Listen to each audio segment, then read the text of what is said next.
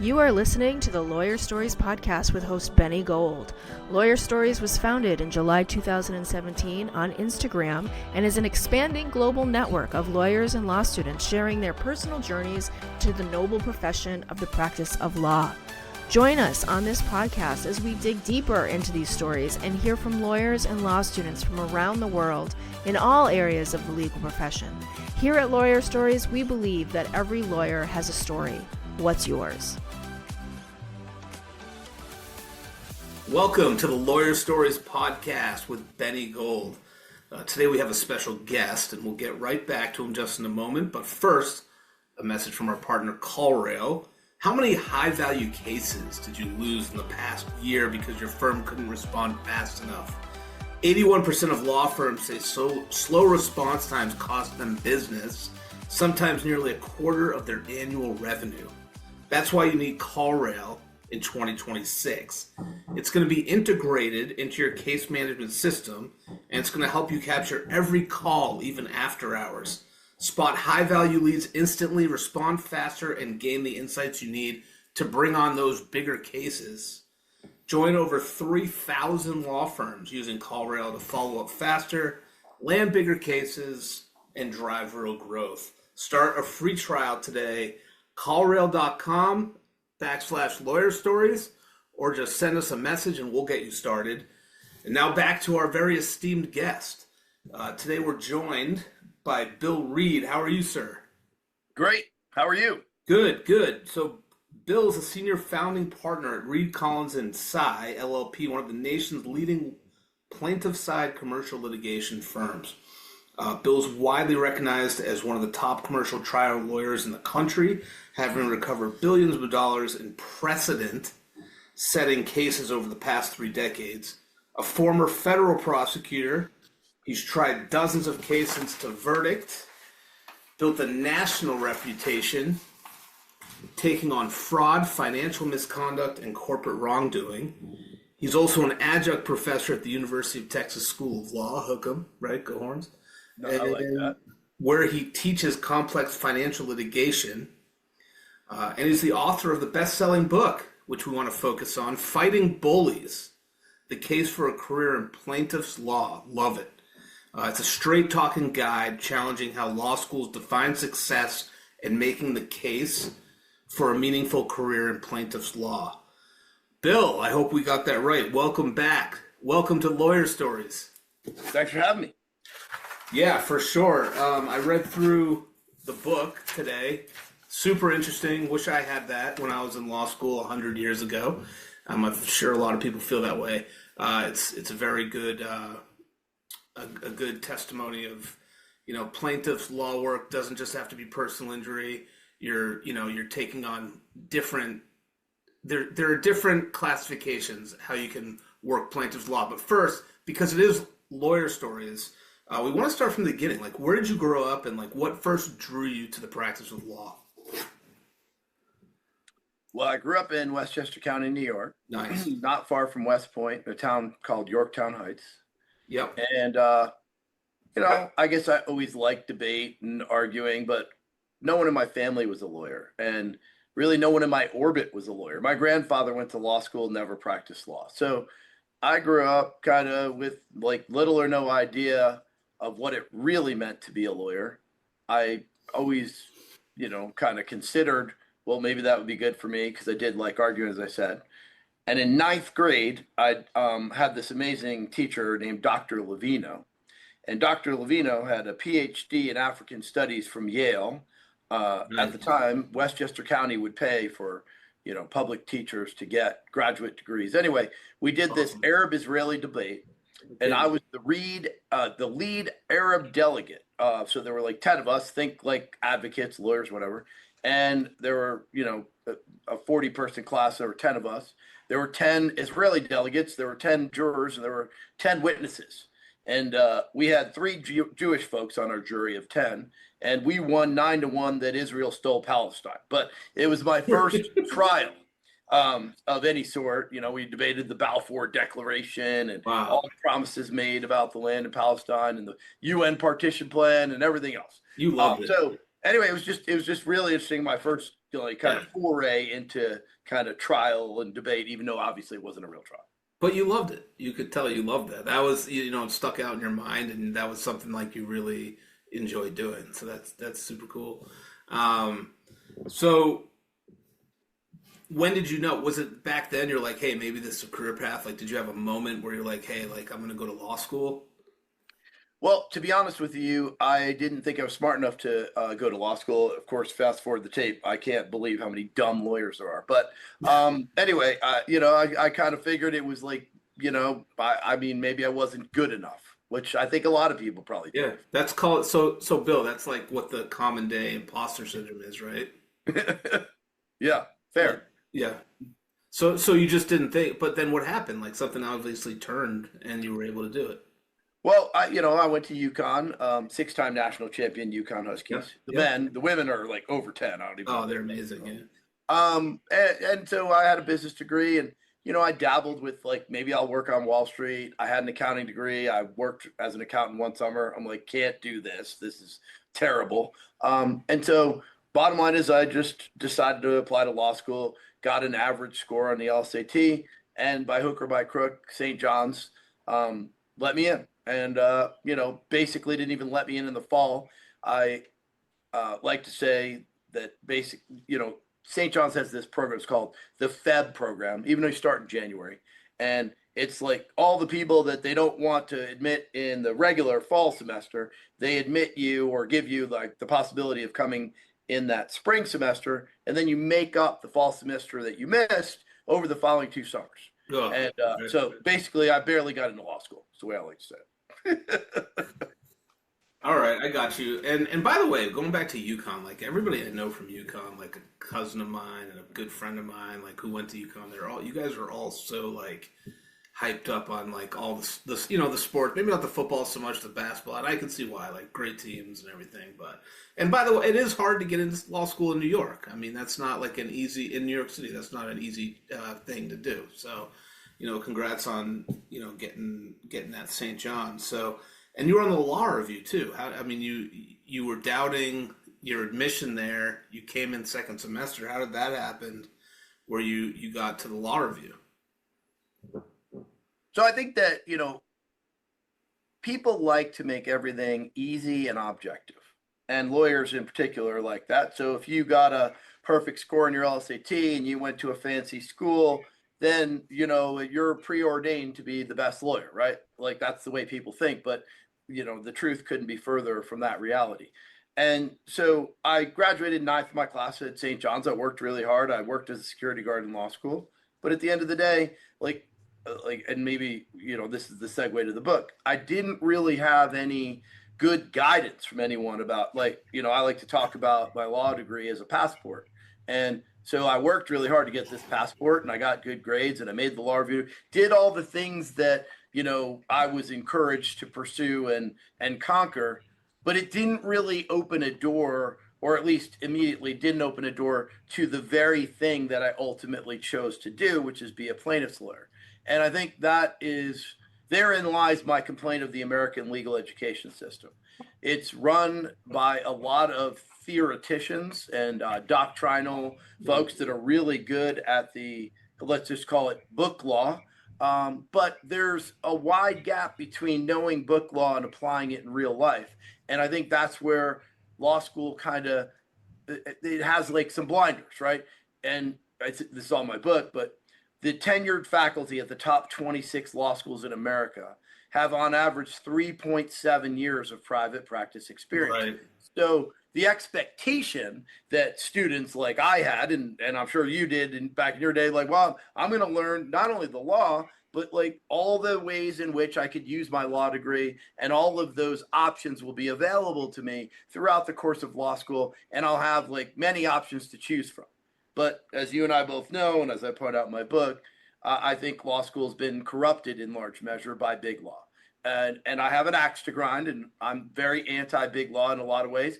I have friends in big law. All big lawyers are not bad. All big law firms are not bad. I just don't think that the vast majority of students who end up selecting big law because they're kind of ingrained to believe that's their best option I don't believe that it is the best option for most people.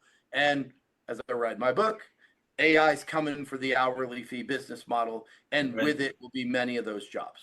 So, Right. So I want to ask you one question before we go right into the book, and that's about your first couple jobs out of law school, because I don't think, was it BigLaw? I don't know if it was Big. I think it was you were a federal prosecutor, trying complex cases, and so like what was it that sort of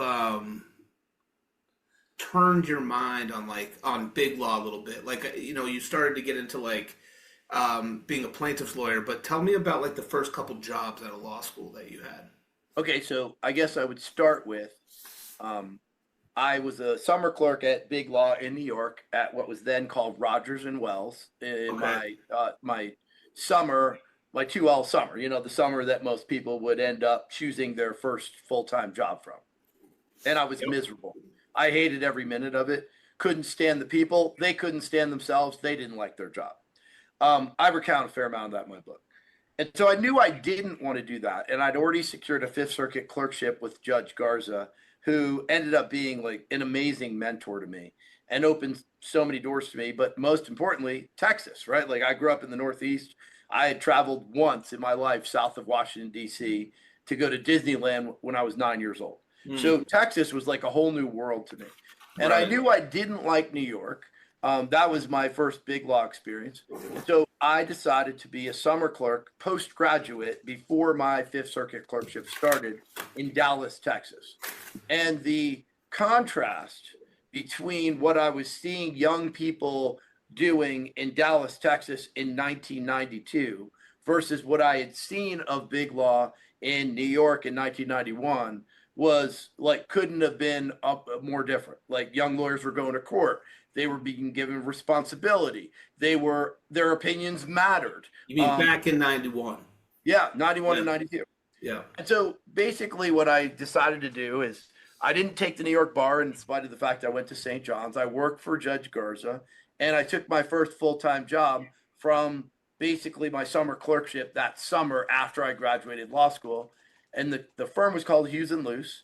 And I don't know that I would call it BigLaw by today's definition, but it was a full service, like 175, 200 lawyer firm in Dallas, Texas, with a small satellite office in Austin and I think an even smaller one in Houston, and that was it. So it was Texas based, and they had a lot of sophisticated clients, but importantly, they had both like plaintiff and defendants, cases and work. And so I got to see both sides, and I began to see and become interested in plaintiff's law, but I didn't really figure that was like my final destination.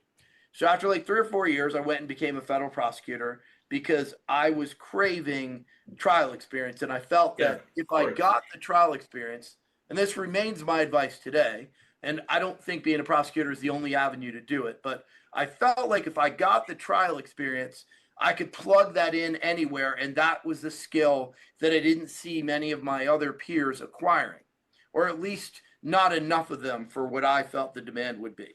Right. So I went for 3 years to a godforsaken hellhole called Del Rio, Texas, on the Mexican border. Okay. I've never been back since the day I left. I got there June of 97, left June of 2000, tried 25 jury trials in 3 years. Wow. And I took anybody in the office. They were all married. I was the only single guy. There's like nothing to do in Del Rio. I bought a motorcycle, got a puppy, read the Old Testament, and bought a guitar and took guitar lessons. That's awesome. And I was still bored to tears. There was like nothing social to do. Wow. And I was 29 when I got there and 32 when I left. Yeah. And then as fate would have it, and this is why I think that, you make your own luck, but I mean, at the end of the day, there was an element of luck to this, right? So some lawyers from the firm I worked with in Dallas, Hughes and Luce, broke off in early 2000 to form a plaintiff's boutique designed to pursue what they called who killed the company cases. And that is what I do today. And that firm hired me in 2000, and I started there as like the 8th or 9th lawyer in 2000 doing plaintiff-side business cases. And it was really the combination of I wanted to go to a firm where I could use my trial experience and my business background and be on the side of right, And more importantly than all of that, I wanted good quality of life, and I wanted to live in Austin, Texas. And believe it or not, it was really difficult then, and it's not much easier now to find a really good legal job in Austin, Texas. Really? So you're saying it is difficult to find the job there? Well, you got to think about it. Austin, Texas graduates Yeah. 350 students a year. A lot of them want to stay. And a lot of the jobs here are governmental. There aren't a lot of plaintiff side commercial firms in Austin doing like national, like sexy cases like I wanted to do. Right. And you actually design your own course, right? That you're teaching kids at UT? Yeah, complex financial litigation is a title that I created, and I created the course with my partner Josh Bruckerhoff, and it's like a kind of hands-on case study approach along the lines of Harvard Business School, but real world, like actual cases that I handled, and I try to bring in a lot of the players, so like mediators, opposing counsel, experts, and I try to give students a sense because I'm trying to fill this gap that I perceive exists where I'm trying to put students in the driver's seat of the car instead of reading about what it's like to drive the car, if that makes sense. So let me ask you this. So many law students think plaintiff works means just personal injury, right? So what do people misunderstand about the high stakes commercial plaintiffs litigation? So Benny, that's, I mean, such a good question in so many ways, and I try to address it in my book, but I would say this.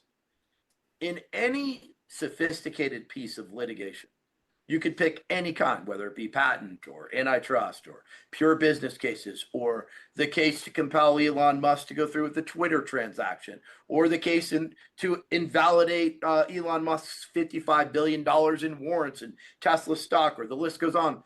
There is a plaintiff's lawyer and there is a defense lawyer, okay?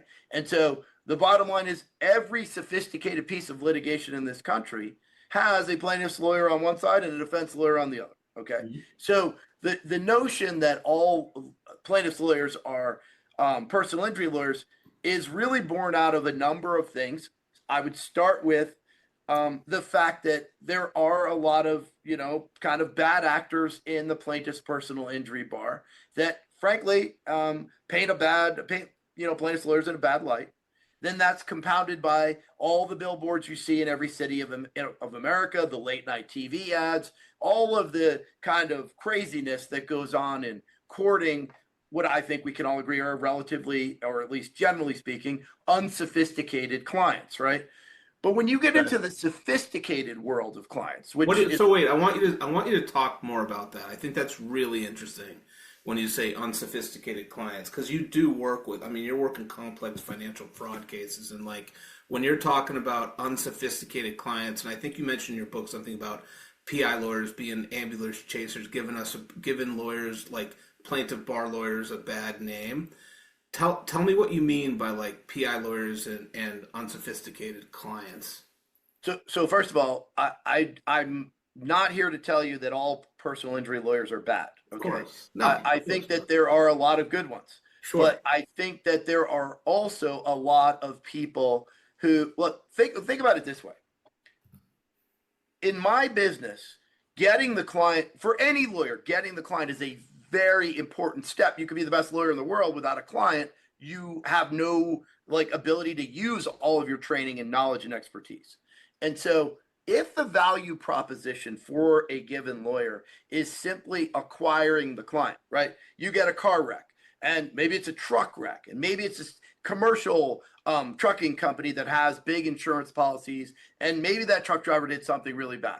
Now, look, the kind of bottom of the barrel plaintiff's personal injury lawyer is still going to make money off that case. Now, a top drawer one could probably make more money, or even try the case and maybe put a huge number on the board. But even the dummy that has no business with the client is going to make money on that case. And so when that is the kind of framework, you're going to have people that can make a living that don't deserve to. Then right. you can parlay that into take the mass tort bar. Well, look, if you could pick any of the top mass tort lawyers like Arnold and Itkin, or some of the billionaire personal mass tort guys. Well, like the fires in California or, Roundup, when these people are making billions of dollars, or the BP oil spill, the list goes on. And then you have the free rider problem, where just going out with your investigator and signing up 100 clients can allow you to make a lot of money, even without doing very little legal work, right? You could just basically ride the coattails of the guys who know what, or the gals who know what they're doing. Mhm. And so there's just this huge problem of you don't necessarily need to be very good or very ethical to make money in that world. So what do you think of the whole referral system then in that world? I won't take referrals. I won't take referral fees. I'll work on a case with someone who wants to refer it to me, but I will not pay someone who doesn't work on a case with me. Okay. And I think that's part of the problem, but it goes beyond just referrals. Yeah. Okay. And I don't think referrals are really a thing in sophisticated commercial litigation. No, I don't think so either. So tell us more about that, like why people, and in your book you talk about it. Something that about in your book that kind of I thought was really interesting is that the people who want to make us become lawyers and who we like idolize, or who the hero is, rather, it's not just like it's not really like the BigLaw lawyer, right? It's the person who's making changes, going up against the big brands and that sort of thing. Tell us a little bit about that in your book. So I love that you brought that up, because I've given this obviously a lot of thought. And so I defy you to point me to a book, a movie, or any kind of Hollywood drama or play or anything in which the civil defense lawyer is the hero. Like, I can't think of one, right? Yeah. But like, there are countless examples of criminal defense lawyers like Atticus Finch, and the list goes on. Yeah. Or people like him. And I think there's a lot of kind of common ground between the criminal defense bar and the plaintiffs bar in the civil world. But there are a lot of movies like Aaron Brockovich is not even about a lawyer, but it's really about the story of a lawyer. Or you could take like Al Pacino in whatever that tobacco case was. I don't even remember the title. Or some of the John Grisham books. And like, the point of it is that, and this is what I try, my message for law students today is, make sure that you know that where the path you're on is going to take you, which means if you're going to go to BigLaw, then you should know you're going to be defending people. And you might be fine with that if you've thought it through, but if you haven't, you could find yourself down a path that you can't reverse course on. Whereas if you follow what you're passionate about in terms of making a difference, then I think that you will find true reward in the law. So let me give you a couple examples of that, right? Like, and these are easy ones, but I point them out in my book and in my speeches on law school campuses.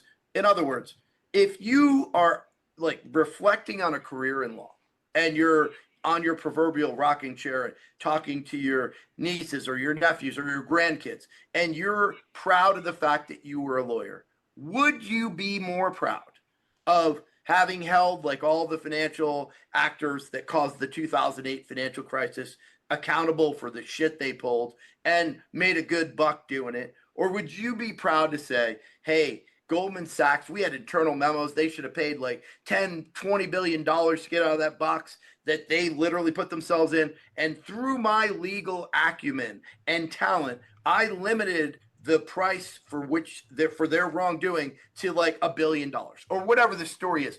What would you be more proud of? Or take the polluter. Would you be more proud holding them accountable and forcing them to stop polluting? Or would you be perfectly fine having made a career representing the corporate actors who pollute our environment every day? Or would you love representing Google or Apple and perpetuating their monopolistic activity? Or would you like to hold them accountable? The list goes on. Either or, which side would you choose? And I think most people would agree that you can make far more difference on the plaintiff side, feel a lot better at it, about it. And then more importantly, and this is the part most people don't even appreciate, you can make more money doing that. And so part of my book is like, there are no billionaire defense lawyers. I mean, look, you could argue John Quinn, I don't know what he's worth, but he's obviously not a poor guy. But he was a roll-up guy. He didn't make money as a defense lawyer, which is largely what he and his firm does. he made money at the business of law, which is a kind of different thing. But even still, Mark Lanier, the guy's like billions and billions of dollars as a plaintiff's lawyer. And I'm not suggesting lawyers should chase the money. All I'm saying is if you can marry purpose with prosperity and feel good about what you're doing, man, that's like the holy grail. I mean, I think, yeah, and I think like maybe this is just me simplifying things, but I think the first step is for law students and people out there who are thinking about a career in law to realize that being a plaintiff's lawyer doesn't necessarily mean being a personal injury lawyer. You know, I think that's super important, and I think like in your book, like I started laughing when I read, you know, BigLaw will take a huge client, but they look at it like, can this asshole pay my bill, right? Like, that was a line in your book, I think. Yeah, right? it's just true. So, and like the experience too, like, let's talk about BigLaw. Well, first of all, let's back up, Bill. Let's see your book. Show us your book, Fighting Bullies. Hold it up. Okay. Fighting Bullies, the case for a career in plaintiff's law. Thank you. And we're not only talking about personal injury law here, we're talking about, and you listed out in the book, all of the other ways that you could be a plaintiff's lawyer, how you can actually make an impact and a difference in society and make a good buck, right? Like suing and on behalf of something that you actually believe in. So take it from there. Like, take us from like the start of the book and like why you wrote it, basically. All right. Well, the story of why I wrote my book is lengthy, but I'll see if I can be brief. So I teach my class at UT, and the second to last class is a class I entitled "Advice I Wish Someone Gave Me," and all this is born out. And I actually created that class because I don't know if you agree with this, but when I went to law school, I graduated in 1992. I'm older than dirt. There was no resource I could go to because I didn't have a lawyer in my family. There was no resource to read about what it's like to have this passport to travel in the legal business. And I didn't have any ability to there was no framework to think about, hey, these are all my options. These are all the things I could do. I kind of had to feel my way out step by step. And as I recounted to you earlier, it took me 8 years to find a plaintiff's job, to realize that I wanted a plaintiff's job, and then to get all the tools I needed to, put myself in position to get it. Took me many more years to actually establish a viable practice at it, but that's a different question, right? So what I wrote the book because I feel I have out of really almost a sense of obligation to give something back to the profession I love. And I call myself in my speeches on law school campuses a minority lawyer. And I have this goofy picture of me with a rainbow wig that my daughter took on Halloween a couple of years ago. And I'm like, look, I know what you're thinking. I'm just a goofy white guy. How could you be a minority lawyer? The reality is most lawyers hate their lives, hate their jobs, don't enjoy practicing law. And that, I'm not I would say it's over 75% of the lawyers I know hate their jobs. Why is that? I mean, I read it in the book. Suicide, I don't even want to say the word because who knows, but on how they censor things, but people hate their job. Why is that? Like, why do people get into something they hate so much? Is it because they see the carrot dangling with the big $250 salary coming out of law school and go ahead. So my operating premise is that, and I think BigLaw should own a lot of this problem, but I think law schools too, right? So they let the majority of their graduates chase the early dollar in the form of maximizing their highest salary. And look, law school is very expensive, and student loans are a problem, and you got to pay them back. And I get the motivation to go take these high-paying jobs, but they lead you down a path of the opposite of meaningfulness. And frankly, a lot of people like Abby in my book just drop out. And the reason they drop out is because it's not fulfilling to them to simply bill their entire life in 6-minute intervals with no purpose and no client that they feel good about and no meaningful responsibility added to that. So that's really the associate experience in BigLaw. So my operating premise of why most lawyers hate what they do is because they're not prioritizing something that they're passionate about. And I look, I don't want passion to be the only thing about this, because the reality is it's kind of one of these ironies. There are studies to support what I'm about to say. And that is that the lawyers that graduate from the non-top tier schools, who don't have as much ability to turn into the big law lane and tap into this 250 to start and all stuff, and they become like public defenders or local lawyers or whatever, they end up happier according to all the studies. So if you're trying to maximize your income, you're basically focused on the wrong thing. If you love what you do, the money will come, right? If you're really good at what you do, the money will come. And if you're a plaintiff's lawyer, it will definitely come, because plaintiff's lawyers can make a fair amount of money. And I think you do set out, like at the beginning of the book, Fighting Bullies, which is super interesting. I recommend it to anybody. That law school shows like two things. Like they show like you can work for the government, public interest, and then they show like you can go to BigLaw. Like they probably want you to go to BigLaw. Although law schools like to brag if their people go to public interest, but they want you to probably go to BigLaw to like donate back to the school, later on. Who knows? But like, why is there like such a disparity? Why don't you think they say like, hey, you can do this, or have more of like some practical, clinical learning for lawyers? That's something I missed, by the way, in law school. There's a lot of things I missed, but that's one of them. Okay, great question, Benny. So here's the way I'd answer your question. I think law school is really not, many law schools, and they're all not the same, but I mean, there are, I have in my book the list of the top, the law schools with the highest percentage of graduates going into big law: Northwestern, Columbia, schools like that send 2/3 of all of their students to big law. They're running a business, charging a lot of money in tuition.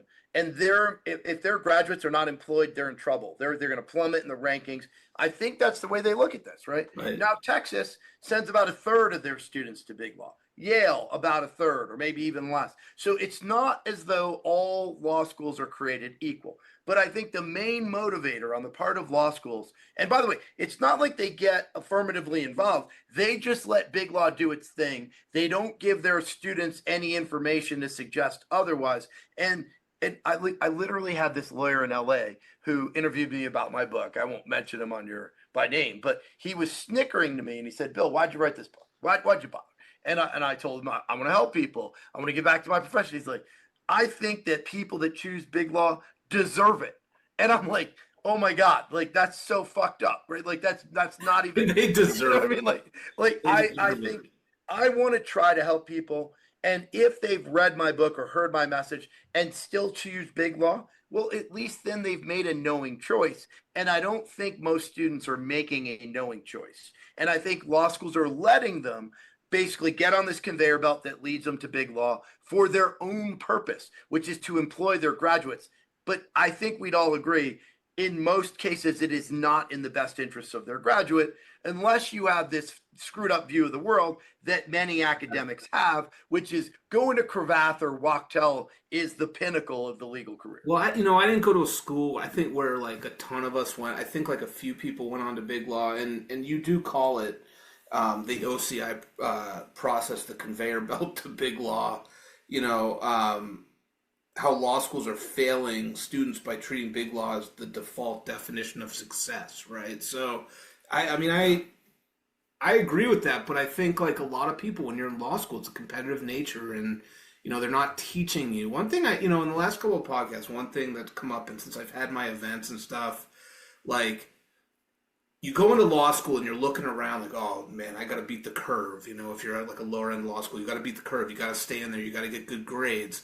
I got to beat that guy. I got to beat this guy. One thing they should be teaching you is like, these people are your network, man. Like 20 years later, 10 years later, these people are going to be the people who are going to be your network, right? So I think everybody at that point just feels it's very competitive. I need to get the A. I need to get that big law job. That's like the only shiny thing they really talk about. I mean, I don't remember them hearing about like being a plaintiff's lawyer. I mean, I always thought I'd get into personal injury or some sort of plaintiff work, but I never did. So I agree with that wholeheartedly. It's too bad. But I think it just comes down to the fact that law schools are not really in the business of objectively and unbiased, in an unbiased manner, informing their students of all their options out of fear in many instances that they will alienate the big law customers that effectively buy their graduates. And look, I'm obviously, I have a chip on my shoulder. I can't stand this system, but I don't really have to worry about it too long because I think AI is going to kill it. I think the hourly fee business model is dead in 5 years. So you did start to talk about AI in the book a bit. To expand upon that a little bit, because we've already seen it. I mean, there are companies out there that have legal tech and they work with lawyers and they're, putting medcrons together and they're doing, documents, like just piling them down and, paring them down and giving people summaries. Tell us about why you think what AI is going to be doing in the future. Well, I'm, obviously every firm in America is looking at some form of time saving, whether or not they want to, they know it's out there. And so we're looking at that as well. We're looking at deploying in kind of, let's just call it closed circuit in-house form of AI on our own LLM. There are countless vendors out there trying to purvey AI related products. But in the end, the current problem with the big law model is that it rewards inefficiency. So if you deploy 20 people to solve a problem that 5 people could solve, you make 4 times as much money. And that is big law. Like whether anyone will agree to it on the record, I see it every day. Okay. You say $1,000 an hour? I saw that. You were right. Are you kidding? Big law starts at $1,000 an hour. That's what I read in the book. It's crazy. It's crazy. They are up to $3,500 an hour now. Wow. And look, I'm not excluding when I say that the hourly fee model is dead. I think in its current form, there could be the $25,000 an hour lawyer in 5 years that has like that. Because no one's hiring a computer, right? In 5 or 10 or 15 years, they're still going to want a person. But that person, assisted by AI, can essentially do what a team of lawyers does right now and has done historically. So when that is the case, and I think that what people have to understand, and I try to convey this in my book, like the world is run by the people with clients. The corner office partner, the rainmaker, however you want to call them. Those are the people that run this business.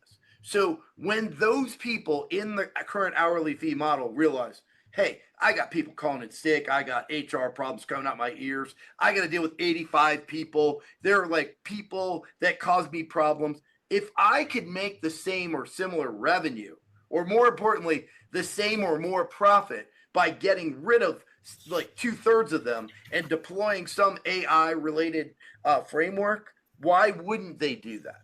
And the moment they do that, the conveyor belt continues to deliver its homogeneous widgets that have no destination and no buyer. And I think that the industry is going to go through a real set of growing pains, if you will.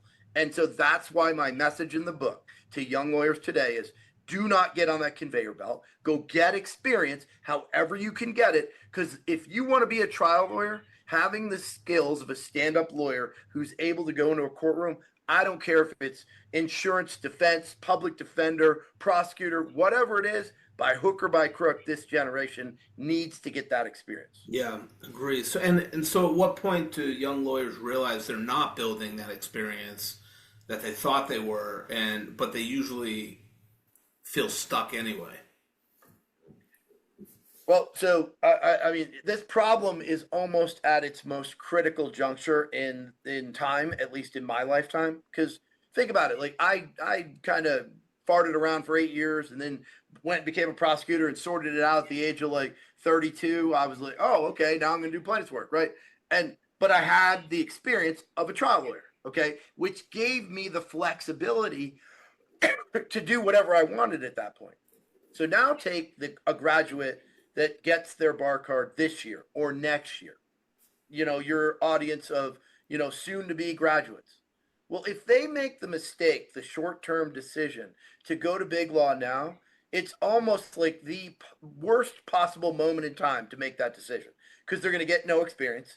And now they're delaying the ability to get the experience they need to avoid what I keep calling the tidal wave. So everyone's sitting on the beach, drinking their margarita under their umbrella, hanging out, like enjoying life. And they don't realize this tidal wave's coming, and they need to get off the beach and get in the game and get their experience, or they're going to get swept out to sea. So I'm trying to spread the message, and not everyone's going to listen to me, but I bet some people will. So how do you get the plaintiff's work anyway? Like, if you wanted to go in, like, how do you get those cases? Like, for instance, like, I love that you mentioned the Pinto car in your case, like that in your book. That was awesome. I remember that case, like the little Pinto, like my little league coach had a Pinto. So that always like. You're dating yourself, Benny. I know. Well, they were kind of older, but yes, here's the way I frame it. Like a client, like, first of all, the lawyers who have the kind of emotional intelligence and the gift of gab and the charisma and the skill set to go get clients, they're like really rare in this profession. Like everybody starts off thinking, oh, I'm going to have clients too. And I literally have given up, basically picking the winners in that business. But here's the way I frame it for young lawyers.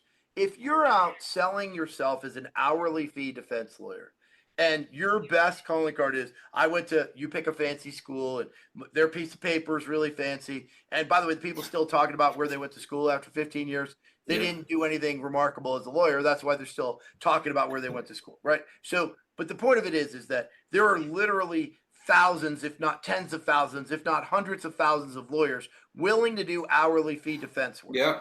Okay. If you transition that and compare that to now you're a success fee, and it doesn't have to be pure. You could do whatever, like alternative fee deals come in lots of shapes and forms, but you could have set of fixed payments plus a success fee, whatever. Okay. If you're willing to do that, you've already distinguished yourself from 90% of the herd. Now, if you choose something that you're passionate about, whether it be patent work or antitrust or eminent domain or whatever, the list goes on, or business cases, and you're willing to do it on a contingency fee, now you've kind of basically narrowed the field of your competition. And maybe it's geographic. Maybe you want to be a plaintiff's lawyer in Charleston, South Carolina. I don't know. Maybe that's a good place. Maybe it's not. Or wherever you want to live, and you got your network, etc. But then now take it to, how do I get my clients? I kind of lucked into this. That's why I'm trying to tell you. That's why I tried to write the book. Like, I sued a law firm in a large bankruptcy case that I had right when I left the government.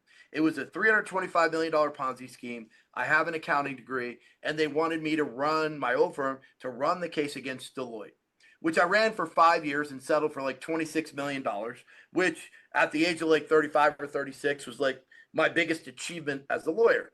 I mean, it's not the greatest thing in the world, but along the way, some lawyers at my firm, I didn't even really work on the case, had a claim against a large law firm in New York. It was Curtis Millay. Curtis Millay settled that case quickly and quietly within like 6 months. And I didn't even really notice. It was like a blip on the screen. And I wasn't even really involved in the case because it didn't even go on that long. Other lawyers in the firm handled it. But after that, we began as a firm to get inbound calls. Hey, would you sue this law firm? Would you sue that law firm? And I, having been an accountant for like 6 months, was all I could stand at doing it, didn't really see any difference between suing a lawyer and suing an accountant. But in that generation of lawyers, when I was a young lawyer, it was kind of deemed somewhat, unsavory, somewhat, kind of dirty work, something sophisticated lawyers didn't do. And I didn't see it that way. So I kept doing it. And today I'm probably one of the nation's leading lawyers. If you want to sue, I've sued over a third of the AmLaw 100 firms. And it's not because I'm some genius. It's just because I was willing to do what other people weren't willing to do. And it created, like, almost over the course of the last couple of decades, it's not a monopoly, but it's pretty close to one in the sense that I get calls from strangers all the time. And the call goes something like this. So-and-so at a big law firm said I should call you. Oh, yeah? About what? Well, I want to sue such and such law firm. Okay, well, I'm picky, but yeah, okay, let's talk about it. I don't have a philosophical problem doing it. And so the message I would have to young lawyers is maybe you want to go get in the business of suing law firms. I would think that there's probably more demand for those people than there is supply. But whatever area of the law you can think of in which there is demand, like I had a young lawyer, this is a good example, a young Harvard lawyer at one of my book talks 2 years ago says, I want to go into data privacy. And I'm like, data privacy? That sounds like boring as hell. Like, why would you want to do that? Right. And I'm like, but she's like, look, data is going to be the next, most valuable thing. And, all these big tech companies are stealing our data. And this is what I want to do. I'm like, oh, all right, well, hats off to you. And then I don't know if you know, but Google paid like $380 million in the last year, maybe like 8-10 months ago, because surprise, surprise, they were stealing the shit that they said they weren't stealing. Like, okay, so to me, like, that's an example. It wasn't something that was super appealing to me, but it was to her. And so that's what my speech is to young students. I'm not here to tell you you should do X. I am here to tell you, go find what interests you. And if there is some shortfall or some increasing demand or likely increasing demand, and then you're willing to do that on the plaintiff side and take some risk in the form of the success fee, I think you're beginning to think about a model that I think could work for you. Does that make sense? Yeah, totally. I love it. What were you usually suing law firms for? Like, what were you finding at the law firms? Like, what did people want to usually get them for? So, look, I've been doing it for now over 25 years. I would say that conflicts of interest is a common problem. I mean, look, lawyers are human. They make dumb mistakes, miss deadlines. I've had missed statute of limitations cases. I mean, sometimes lawyers lose sight of who their real client is. Like, it's just human nature. But think about it in this world. Oftentimes, big law represents a corporate entity. The entity is the client, but the entity is not a human being. The entity can't breathe. It can't interact with people. And more importantly, the entity can't go to dinner with you or pay your bills. And normally the person that does all that is, let's just call it a dominant control type person.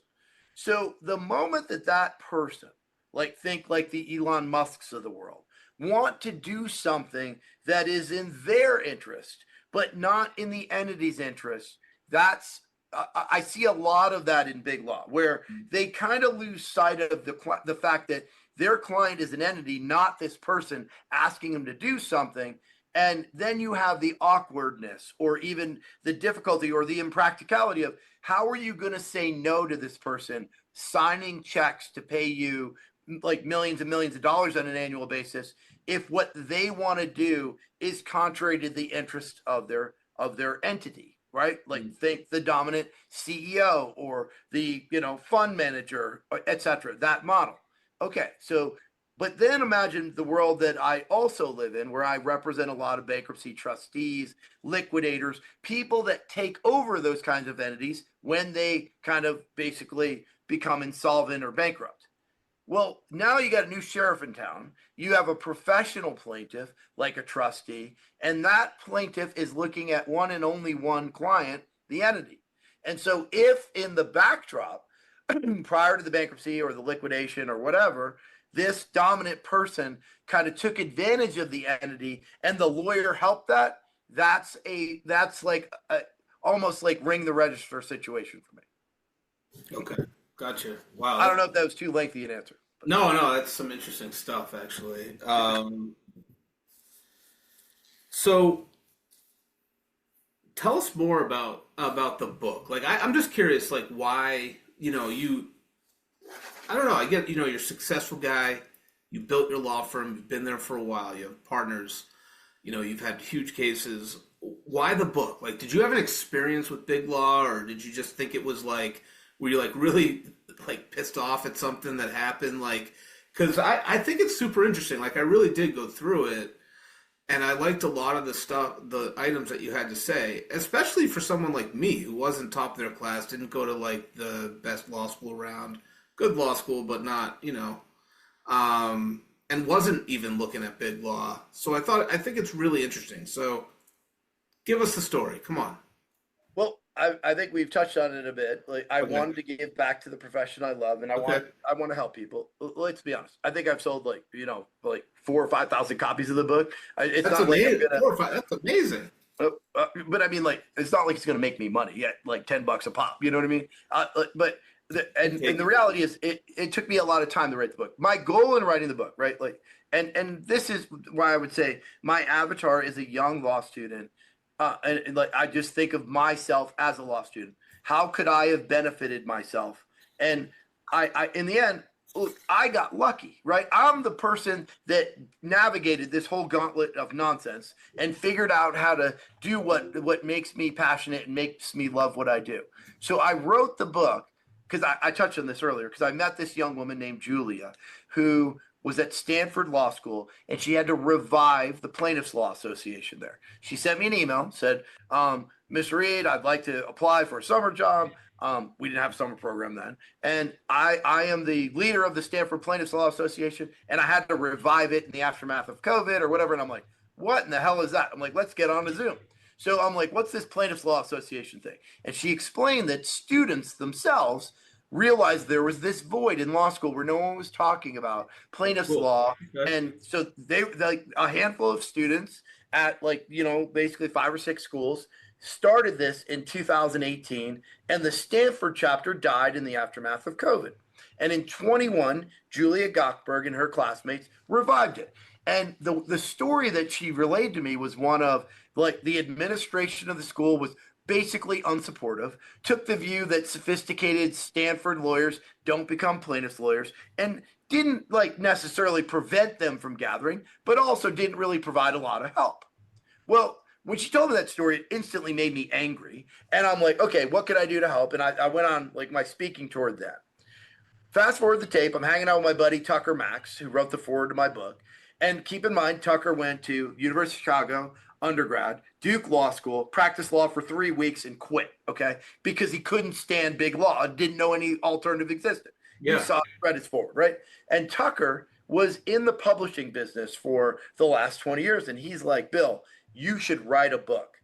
And like I had always dabbled in like maybe I could write a book, and I had that class, towards the end of my advice I'd wish I'd given, but it kind of clicked for me. I'm like, okay, I want to do this to help these plaintiffs' law associations, to help the Julias of the world find their way, but more importantly, to steer the Abbeys, which is the other example in my book, away from the path that will like burn them out and cause them to be miserable or quit practicing law. So I'm really trying, honestly and truly, to help people best I can. And so that's why I literally spent 2 years of my life on this book. Does that answer your question? No, it's amazing. No, yeah, it's Tucker Max. Why do I know him? I mean, he wrote a book that called "I Hope They Serve Beer in Hell." Yeah. It was a New York Times bestseller. It's as politically incorrect as. But that was like, wait, that was in like, don't tell me, that was in like probably the year 2000, 2001, maybe. I'm gonna go with 05-ish, 04, okay. Somewhere in there. But yeah, somewhere in there. Okay. Yeah, definitely. Okay, definitely heard of it. So. Tell us, Bill, for a law student or junior associate listening right now who feels trapped on the big law track, what's the first honest question they should ask themselves before it's too late? Well, I think I put it in my book. You don't even the people you're in the forest in pursuing your legal career, and you don't really know what like the forest, right? It's your first time through. You don't know where the path leads. You don't know what's over the next hill, and so the way I look at it is you need to look at the people ahead of you on the path. So unlike the forest at a law firm, you can figure out if you're the first or second year lawyer, what the 5th and 6th year lawyers are doing. And if they're going to court, getting meaningful experience, being treated right, happy in their careers, it's very likely that you will be too. If none of those people are happy, none of those people are getting meaningful experience, the likelihood that you are going to have a different outcome is ridiculously low, right? Like, so like at the end of the day, that's the best advice I could give to any lawyer. Before you take a job anywhere, even if you're going to go clerk for a federal judge, which I'm a strong advocate of, you need to talk to people who have the job already that can give you a true sense of what the job is like, so that you can get a sense of, is the person that's ahead of me on this path doing the sort of things that I would like to be doing? And if the answer to that question is yes, then I'd say you're probably on the right path. And if it's no, get off the path. Yeah, agreed. So looking back over 3 decades of practice, what advice would you give your younger self on day one of your legal career? Well, I feel like it starts where you started, right? All plaintiffs' lawyers are not personal injury lawyers. That was Right. took me 8 years to overcome that. Yeah. Second, I actually got this kind of right. Make sure you maximize experience, not salary early on. And Right. I did that, right? So I got that part right. But then lastly, like, I think so many lawyers don't enjoy what they do because they end up trying to find something that they think they can sell instead of something they're passionate about and interested in, right? Like I've done a couple of soft IP cases in my life. Like I had one that was about source code and software, and it was like mind-numbingly esoteric and boring, and like I couldn't do it for a career. And so you've got to go try what you might want to do. And I Yeah. think that Julia's example is so good because I put it in my book, that whole chapter on her. She was a plaintiff-side discrimination lawyer, and she enjoyed being a plaintiff, but she knew that being a discrimination lawyer was not for her. So you got to sample as many things as you can. And look, I got lucky in a couple ways. Hughes and Luce allowed me to be a plaintiff and a defendant and go and do fairly cool things for a young lawyer. It wasn't enough. So then I went to the government, got more experience. And that is where my heart wasn't in it. Putting some poor young kid in jail for like driving drugs around. Like I think drugs should be legal, not because I'm a big advocate of drugs, but because it's a foolish way to limit the prevalence of something you don't want, to make it more profitable in the hands of drug dealers. But now I'm on my high horse. So That's awesome. Bill Reid, is there anything else that you'd like to say about the book? all I'd say is like my goal in the book was to positively affect the career of as many people as I could. So if anyone out there reads my book and has a positive result, it would be really meaningful to me to hear from you in an email or whatever that, hey, I read your book and it caused me to do X, and thank you. Like that would mean the world to me. That's why I wrote the book. That's so cool.